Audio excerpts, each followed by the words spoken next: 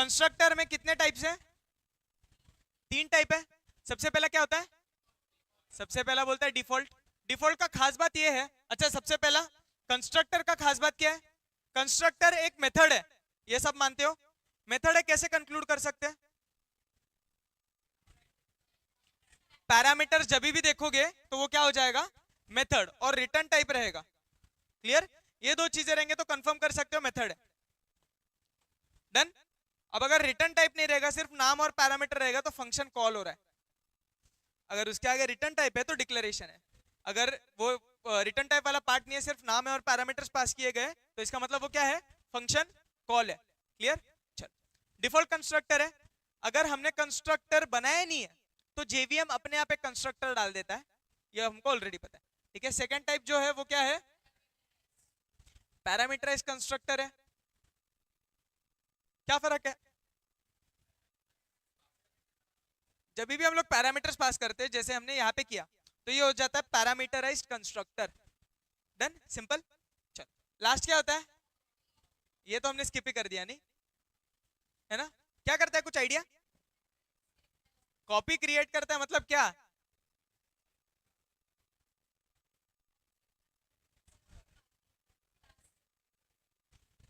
वो सिंपल बोलता है, वो सिंपल बोलता है जो भी लाना दो लाना। क्या बोलता है सिंपल? क्या बोलता है? जो भी लाना दो लाना। कॉपी कंस्ट्रक्टर का हम लोग बात कर रहे थे। कॉपी कंस्ट्रक्टर सिंपल क्या बोलता है? जो भी लाना दो लाना। तो ऑब्जेक्ट क्रिएट करता है और वो उसी ऑब्जेक्ट का कॉपी बना के रख देता है, सिंपल। तो अगर डेटा चेंज हो रहा है तो एक कॉपी हम लोगों के पास ऑलरेडी प्रेजेंट है। Clear? Simple. I hope copy constructor क्या होता है अभी समझ गया। अगर बताओ तो कॉपी कंस्ट्रक्टर का इतना ज्यादा एप्लीकेशन नहीं होता है, ज्यादा हम लोग इन दो चीजों को यूज करते हैं। आई होप सबका ध्यान है यहाँ पे, सबका ध्यान है यहाँ पे, लास्ट बेंचेस। चलो, अब यहाँ पे एक कंसेप्ट बताने जा रहा हूँ।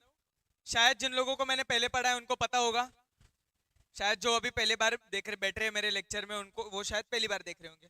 मैं बात कर रहा हूँ यहाँ पे केसिंग का। ठीक है, केसिंग एक बहुत ज्यादा वाइटल रोल प्ले करता है। अगर केसिंग एक बार समझ गए तो तुम्हारा आधा प्रॉब्लम एजेपी का वैसे ही खत्म हो जाएगा। हमारा प्रॉब्लम क्या हो रहा है फिलहाल? हमको समझ नहीं रहा है। आवाज, चल, हमारा प्रॉब्लम क्या है फिलहाल? हमको समझ नहीं रहा है कि क्लास कौन सा है, कौन सा चीज मेथड है, कौन सा चीज वेरिएबल है। ये सबसे बड़ा हमको प्रॉब्लम हो रहा है। तो इसके लिए मैं यहाँ पे 3 टाइप के केसिंग बता देता हूँ। मोस्ट ऑफ अगर ये समझ गए तो तुमको इजीली डिफरेंशिएट कर पाओगे चीजों के बीच में। एंड जब भी एजेपी में क्वेश्चंस आता है तो आधे से ज्यादा क्वेश्चंस जो रहते हैं वो सिंटैक्स की मदद से ही तुम लोग बाहर निकाल सकते हो। हम लोग क्या करते हैं, अगर ऑप्शन नहीं पता होगा तो हम बोलते हैं भाई तू नहीं, तू नहीं, तू नहीं, तो एक कोई तो मिल जाता है हमको और हम उसको सेलेक्ट कर देते, कोई मिल गया बोल रहा है वो। ठीक है, चलो, हम लोगों के पास 3 टाइप के केसिंग होते हैं। सबसे पहला हम लोगों के पास होता है कैमल केसिंग। क्या होता है बता देता हूं, पहले नाम लिख देता हूं। सेकंड जो है वो होता है पैस्कल केसिंग, और थर्ड जो हम लोगों के पास होता है वो हो जाता है स्नेक केसिंग। मैं फिलहाल के लिए एक वर्ड पकड़ता हूं, हमेशा वही सेम वर्ड यूज करता हूं, लेट्स से पेन पेंसिल। अभी एक्चुअली एक कंपाउंड वर्ड है, इसके अंदर 2 वर्ड्स हैं। तो मुझे अगर पेन पेंसिल लिखना है कैमल केसिंग के अंदर, तो मैं इसको लिखूंगा ऐसे, मैं लिखूंगा पेन जिसका पी स्मॉल हो, नेक्स्ट मैं लिखता हूं पेंसिल का पी कैपिटल लिख दूंगा। इसको कैमल केसिंग इसके लिए बोल रहे हैं, अगर ध्यान से देख रहे हो तो एक थोड़ा सा हम्प आ गया। क्लियर? नेक्स्ट टाइप का केसिंग जो होता है हम लोगों के पास, उसको हम लोग बोलते हैं पैस्कल केसिंग।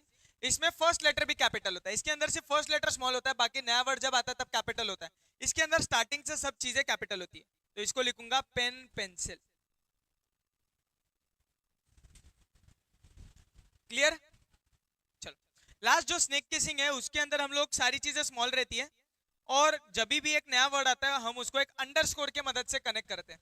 मतलब पहले अंडरस्कोर क्या होता है किसी को पता नहीं था, बट अब से इंस्टाग्राम जब से चालू हो गया तो आई थिंक तुमको सारे सिंबल्स पता है। हाँ भी बोल रहे हैं। चल, इतना क्लियर है? और एक लास्ट टाइप ऑफ जो केसिंग होता है हम लोगों के पास वो हो जाता है पूरा अपर केस। अगर कोई भी चीज पूरा अपर केस हो, इसको हम लोग यूज करते हैं फॉर कांस्टेंट। कांस्टेंट क्या होता है? ऐसी चीजें जिसका वैल्यू चेंज नहीं होता। डन।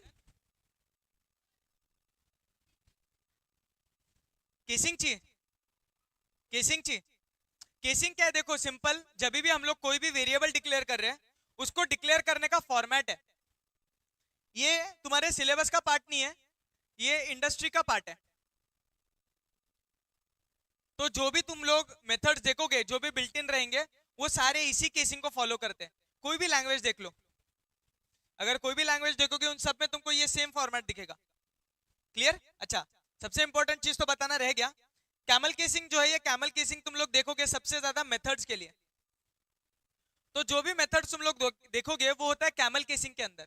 मतलब उसका फर्स्ट लेटर स्मॉल रहेगा, सेकंड लेटर कैपिटल होगा। जो चीज मैंने यहाँ पे किया, देखो अगर ध्यान दे रहे हो तो, क्योंकि मैं केसिंग बहुत अच्छे से फॉलो करता हूँ, तो यहाँ पे मैंने सेट डेटा जब लिखा था, तो मैंने एस का, सेट का एस कैपिटल रखा था और डी का डी कैपिटल रखा था। इतना समझ गया? पैस्कल केसिंग हम लोग यूज करते हैं क्लास के लिए, एज वेल एज हम लोग यूज करते हैं इंटरफेस के लिए। क्लियर? और ये ज्यादा करके हम लोग यूज करते हैं वेरिएबल्स के लिए एज वेल एज ऑब्जेक्ट्स के लिए। ये सबसे ज्यादा यूज होता है पाइथन के अंदर।